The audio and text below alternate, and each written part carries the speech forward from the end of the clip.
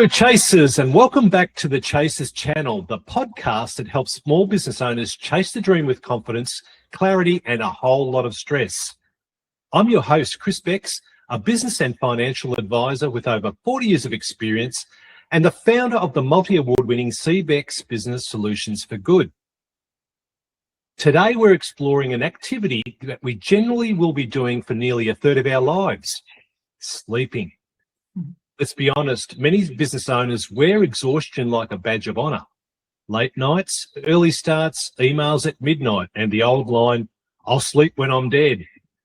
But what if that mindset is actually hurting our businesses, our health, and our longevity?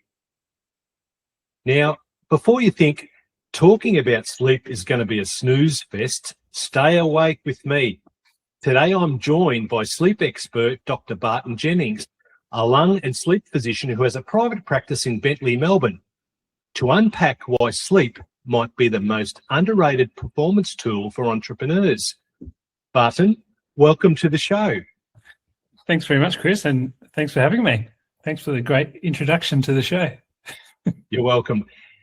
If you're a business owner listening to this, let me guess, you're busy, you're tired, and you've probably said at least once, I'll catch up on sleep later. I've got to get this done.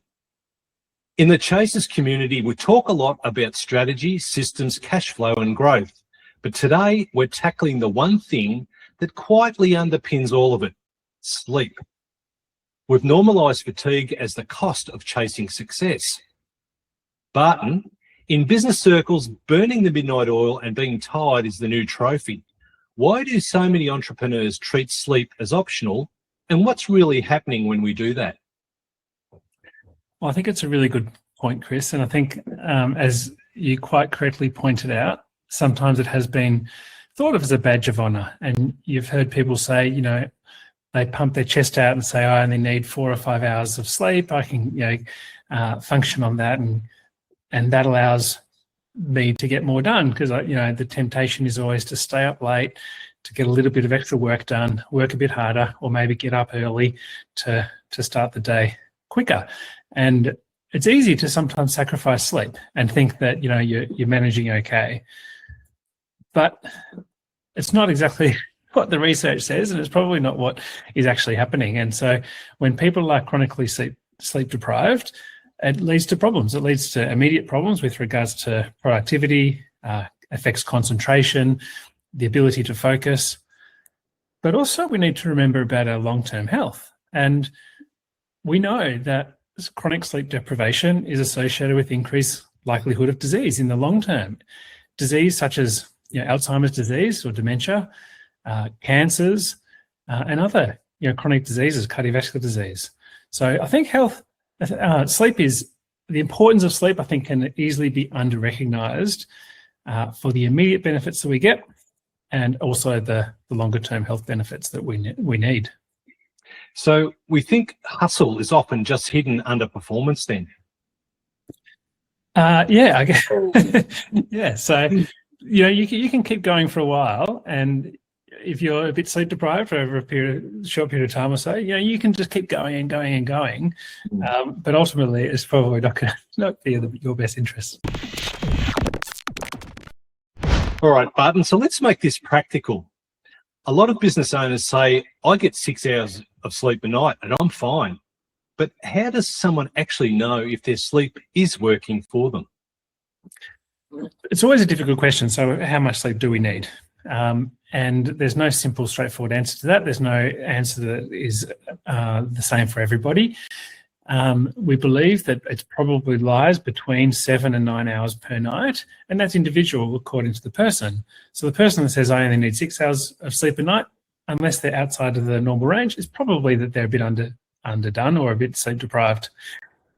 So to try and work it out for the individual, essentially it is the amount of sleep that you require each night to get through the day without sleepiness. And so if there is the feeling of sleepiness during the day, then it may be that the amount of sleep that you're getting is inadequate.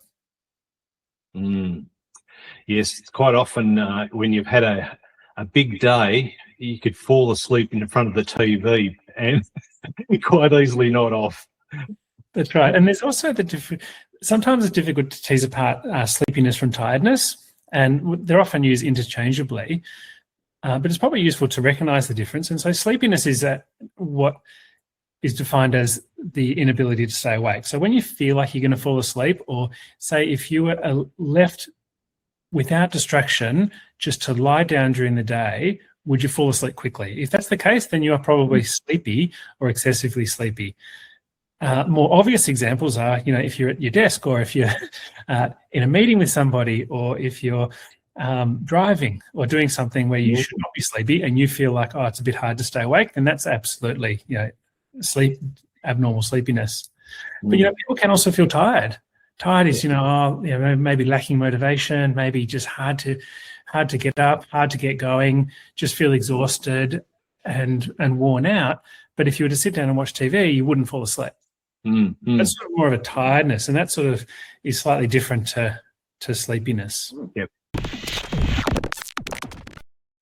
Snoring gets joked about a lot too, but medically it can be serious.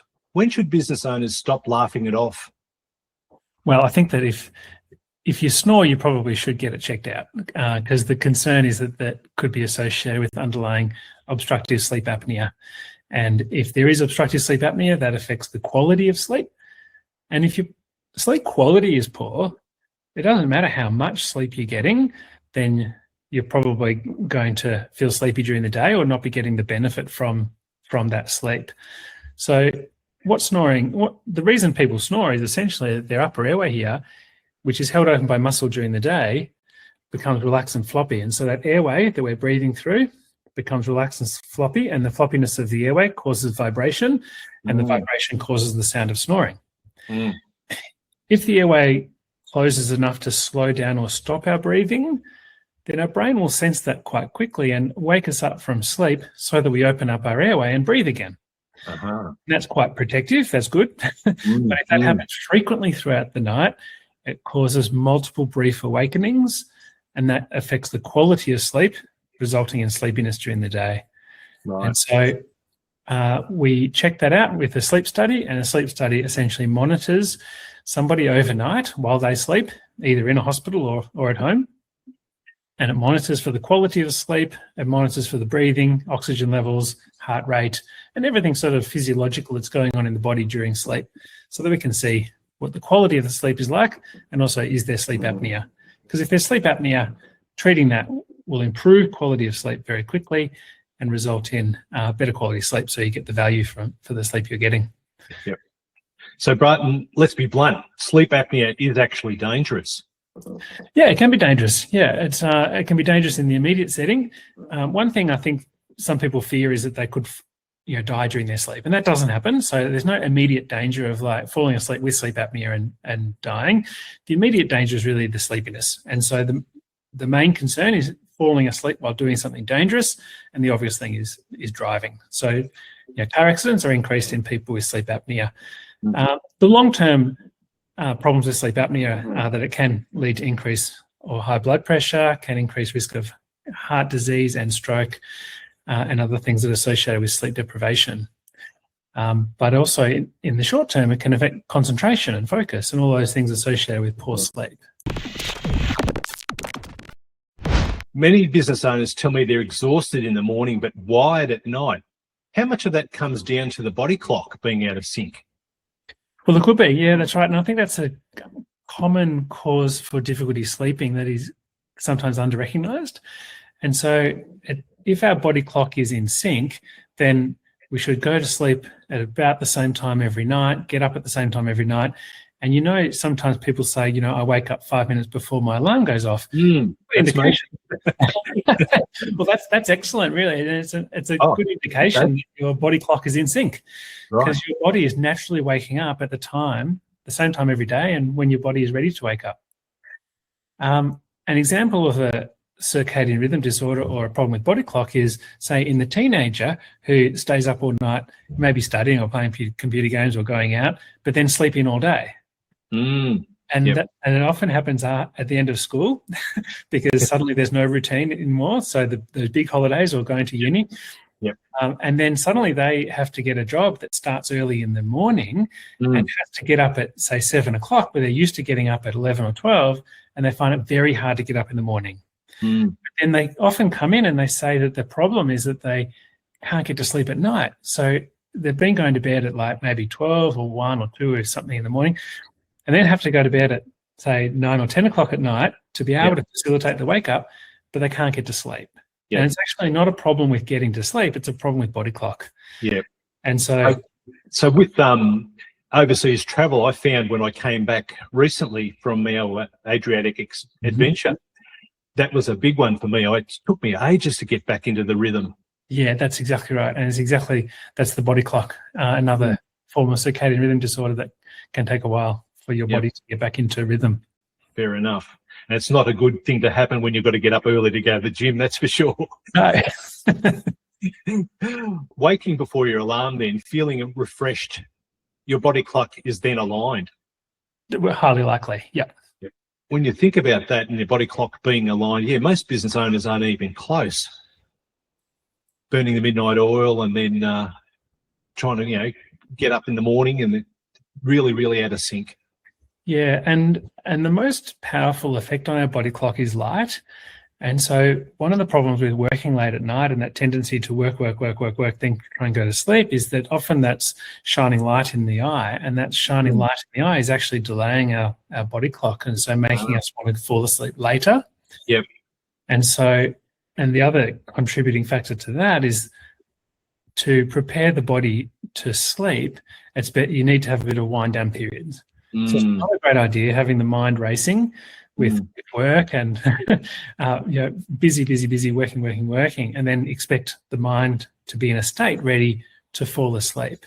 And so for those two reasons, it's a good idea to have a wind down period, and so not to work too late at night, or at least have a period of time between finishing up working where the mind can relax, the light is not shining in the eyes anymore, and the brain can prepare for sleep. In the same way, in the morning, that's when you do want to get bright light. And so people who have difficulty getting up in the morning, getting the blinds and things open to get as much light in as possible is a good idea. Right. And sometimes, and that's easy in summer. Like, so this time of year, you get up in the morning and it's nice and light, but in winter that's difficult. And that's one of the problems with people have sleepiness during winter, or more so, in Europe and things, when things are dark and longer, and they get the seasonal affective sort of disorder where people feel a bit down through winter because of the darkness. You can actually get light glasses, and that can sit over your normal glasses, and they can actually emit light into your eye to help wake up in the morning. So people who have trouble getting up in the morning, assuming that they're getting adequate amount of sleep and they're not working all night, and that's the problem, shining bright light in the eye after waking up in the morning can help tell the body clock that now is time to wake up. Interesting, because I remember reading somewhere there, people who, particularly I think it was even in the UK, they get up in the morning, it's dark, they get home at night time, it's dark, they really struggle and perhaps even become depressed as a consequence of that. Yeah, that's right. Yeah, absolutely. And I wonder whether, and I suspect a component of that effect on mood is the effect of poor sleep. As well as just the darkness. This one hits home for a lot of our listeners. They fall asleep fine, but then wake up at 3 a.m. thinking about staff, cash flow, and tomorrow's to-do list. You talk about something called sleep state misperception. What's that? So sleep state misperception is really interesting. It happens to everybody at some stage, so it's useful to understand it. Have you ever spent a night and you think, gosh, I haven't slept well at all, I've been awake for hours, but time seems to have gone a bit quicker than you would expect it to have gone, say, for instance, if you were driving on a long trip by yourself, or in a plane and not able to sleep, time is really slow. And so sometimes what happens throughout the night is that we may drift in and out of sleep and not realize that we've drifted in and out of sleep. So we perceive ourselves to have been awake for a long period of time, but we may have actually spent more time asleep than we thought we did. And part of the reason that this happens is that time awake goes slowly and time asleep goes quickly. And so we perceive the amount of time we had asleep as shorter. Right. We perceive the amount of time we had awake as longer. Yep. So you go through the night, you think, oh, I've been awake for hours, but maybe you've actually slept for longer than you thought you have. Yeah. And it's really most common in people who report, insomnia or difficulty sleeping throughout the night.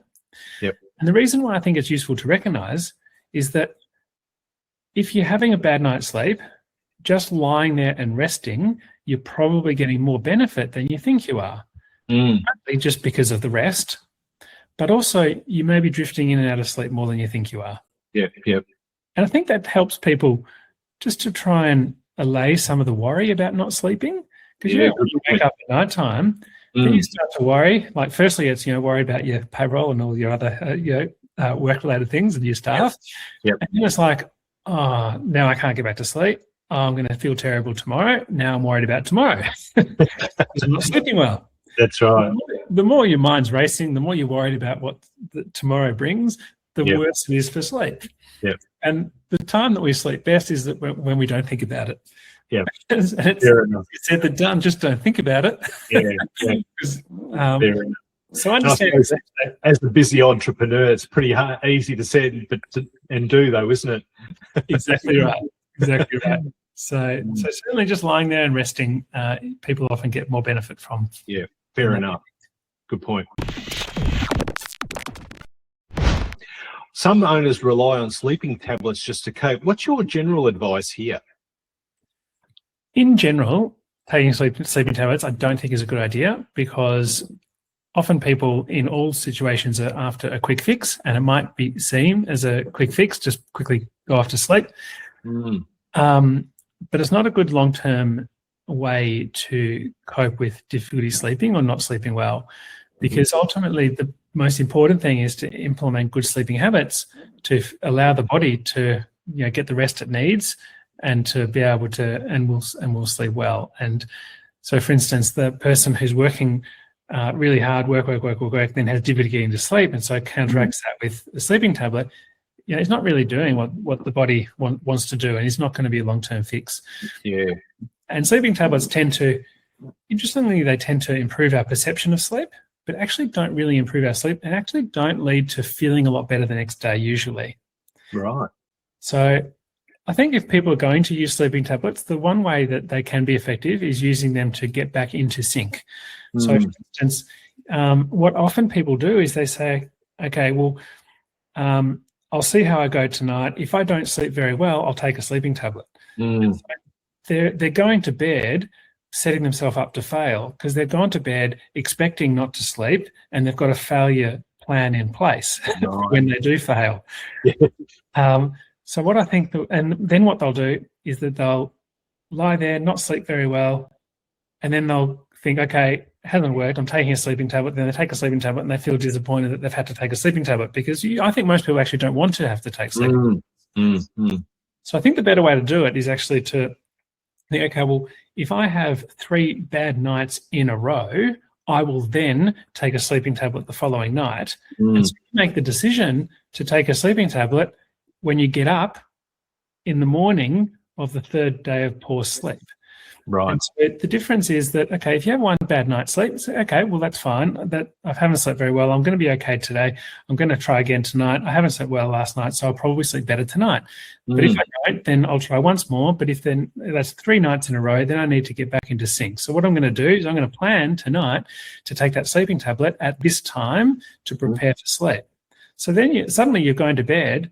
You've already made the decision that you're going to take the sleeping tablet. So you're setting yourself up for success. And so you don't take it and then feel bad that you've taken it, because it was in the plan. And so you take it, and you take it for 3 nights in a row just to get back on track. And then often people find after that they're back on track, then they start to sleep better. If you were advising someone who's really driven, a business owner, someone chasing growth but wanting sustainability, what are the non-negotiables? I think that we need to prioritize sleep. And I think that sometimes people prioritize everything else, all of those important things to get done to succeed. And, we need to work hard to do well and to succeed. But if we prioritize everything else, and sleep is one thing that can easily get left and not prioritized, and then poor quality sleep over a period of time leads to poor quality concentration and effect on focus and effect on our productivity, and ultimately is not going to be the best thing for us to get us to where we want to be. And so I think we need to sort of rethink how we prioritize things and think, okay, well, if we prioritize health first, sleep being important in that, so we're getting adequate sleep, we're maximizing our ability to focus, concentrate, and work efficiently, also concentrate on our health by getting some exercise and eating well every day, then we're going to actually create allow ourselves to be able to function most effectively. And so it probably just comes down to saying, okay, well, I know that I need this amount of sleep, let's say for 8 hours, for instance. So I'm going to make sure that I'm in bed at 10 o'clock so that I can get up at 6 o'clock and go for my walk or my run or go to the gym. So that means at 9:30, I need to start winding down. So I'm not going to work later than 9:30, or I'm going to have a period, ideally, like, finish much earlier than that, but at least have that wind down period. 10 o'clock is in bed with lights off, allowing the body to sleep. And I'm just going to lie there and rest and have that 8 hours every single night available for my body to be able to sleep. We talk a lot on this channel about building businesses that support life and not consume it. If there's one shift you want a business owner to make after listening today, what would it be? Well, I think it's that routine. Being in a good routine is best from a sleep point of view. So prioritizing sleep, having a good routine, but also, as we discussed earlier, if people are sleepy during the day, and it's important to check to see if there's an underlying sleep disorder. And certainly if there's snoring, then having a sleep study to investigate for a sleep disorder such as sleep apnea is going to be very important, because the quality of sleep is not adequate, then there's nothing else that we can do really that's going to get the benefit from the sleep. That's it for today's episode of the Chasers Channel. Barton, thank you for your expert insights into this very important health topic. Thanks, Chris. Thanks for having me. It's been good to chat. Thank you. This conversation reframes sleep not as rest, but as a performance multiplier. To our Chasers community, if you want better decisions, more energy, and a business that lasts, don't ignore most basic system that you've got, and that's your body. Sleep well, chase smart.